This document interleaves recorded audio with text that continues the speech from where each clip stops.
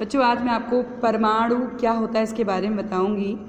आपने कोई भी बिल्डिंग देखी होगी तो आप देखेंगे उसकी रचनात्मक इकाई क्या है। रचनात्मक इकाई का अर्थ है कि सबसे छोटी इकाई क्या है जिससे कोई भी चीज़ मिलकर बनी होती है। जैसे हम किसी भी बिल्डिंग को देखते हैं तो उसकी सबसे छोटी इकाई जो होती है ईंट होती है।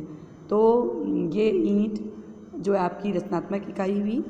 परमाणु क्या है? रेत का सबसे छोटा कण है, बहुत सबसे छोटा कण है, इसको हम परमाणु कहते हैं। परमाणु आखिर कितने बड़े होते हैं? आप देखिए, जैसे ये एक पन्ना है, इसकी मोटाई अगर हम लाखों परमाणुओं को एक दूसरे के ऊपर रख, मैंने आपको बताया था कि जब हम हजारों लाखों परमाणुओं को एक दूसरे के ऊपर रखते हैं तो तब भी वह एक कागज़ जो पेज होता है उसकी जो मोटाई होती है उसके बराबर होता है। तो बेटा, परमाणु त्रिज्या को हम नैनोमीटर में कैसे नापेंगे?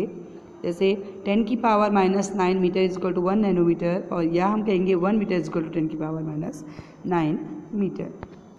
और इसी प्रकार इस चार्ट में आपको आकार दिए गए हैं, उदाहरण और उनकी त्रिज्या दी है। जैसे हाइड्रोजन परमाणु का आकार 10⁻⁻10, जल का 10⁻⁹, हीमोग्लोबिन का 10⁻⁸, रेत के कण जो होते हैं 10⁻⁴। ये उसमें उपस्थित जो कण हैं, सबसे छोटा परमाणु है, उनकी त्रिज्या दी गई है। चींटी 10⁻⁻2, तरबूज 10⁻⁻1।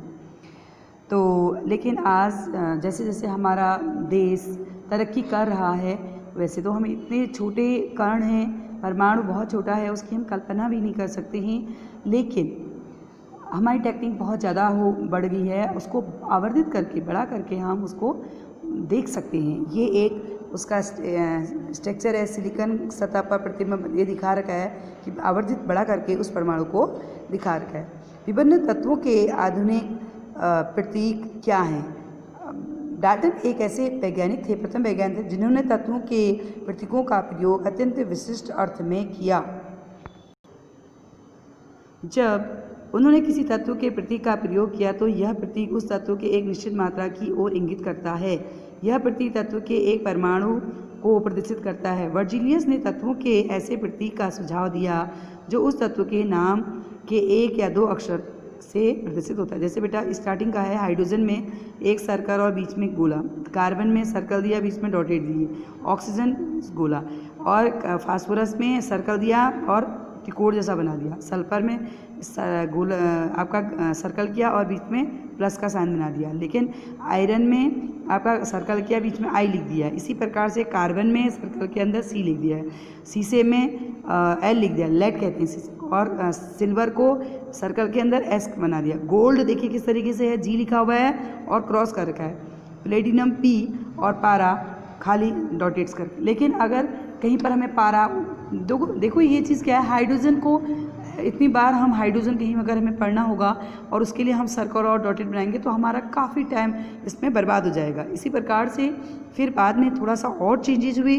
उन्होंने कहा कि भाई इनके नाम इनकी जगह पे इनके संकेत दे सकते हैं। तो एक सिस्टम है IUPAC मतलब international union of pure applied chemistry. यह संगठन तत्वों के नाम को दर्शाता है और तत्वों के नाम जैसे अधिकतर तत्वों के प्रतीक उन अक्षर के अंग्रेजी नाम के एक या दो अक्षर से बनते हैं।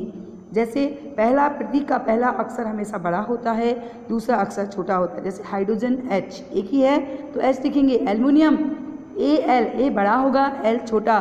कोबाल्ट CO, C बड़ा, O छोटा। कैल्शियम C बड़ा, A छोटा। सोडियम Na, N बड़ा, A। इसी प्रकार से अगर हम क्लोरीन को देखते हैं Cl, C बड़ा, L छोटा, और जिंक को देखेंगे Zn। अन्य तत्वों के प्रतीक को लैटिन, जर्मन और ग्रीक भाषाओं में उसके नामों से बनाया जाता है।